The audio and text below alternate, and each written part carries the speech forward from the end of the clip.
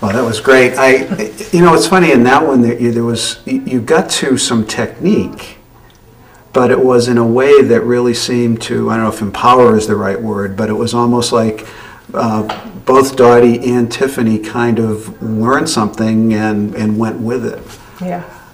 Yeah, I mean, it's something that Lynn and I really believe in. How can we get to the technical part, but do it more by asking questions? And we believe in that they know a lot, and they have been involved in many other sports. So through the questions, getting them to actually realize they can figure this out, because we want them to own the knowledge. They're the ones who are going to go out and play with it, and in the future know, like, how can I think and how can I figure this out by myself? So, of course, guidance from me, but with the base belief that I know they can figure this out. Yeah. Is it difficult to be patient sometimes because you have all this knowledge, and you can see some ugly swings and some good swings or whatever? Is it okay to be that patient? Well, it is for me, because I said, how can I help them best way possible, knowing I'm not always going to be with them. Right. So even if I know I can just fix something and say some stuff, I know it's not going to be inside the skin. So it is easy for me to be patient, because everything I've ever seen makes this actually, it seems to take longer, but it's actually to go slow to go fast, because they get it quicker. Yeah. And you can see that the confidence grows as well.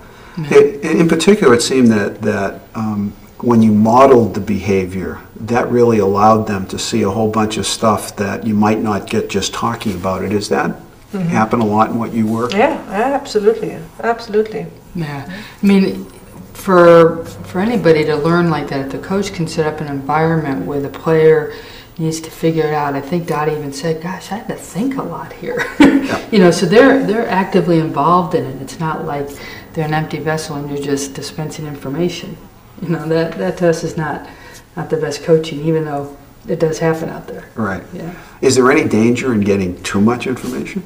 Well, yeah, absolutely. Very. Yeah. So, of course, seeing and what they wanted to learn is like picking, once again, there's one intention, and keep attention on that. And you can just do one piece at a time, and figuring out how can I set this up so they feel that they figure it out.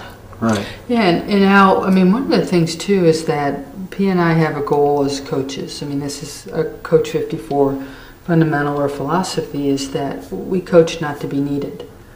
I mean, what we hope is to empower or create an environment where it's the player's gig, and they're not dependent on us all the time for all the information.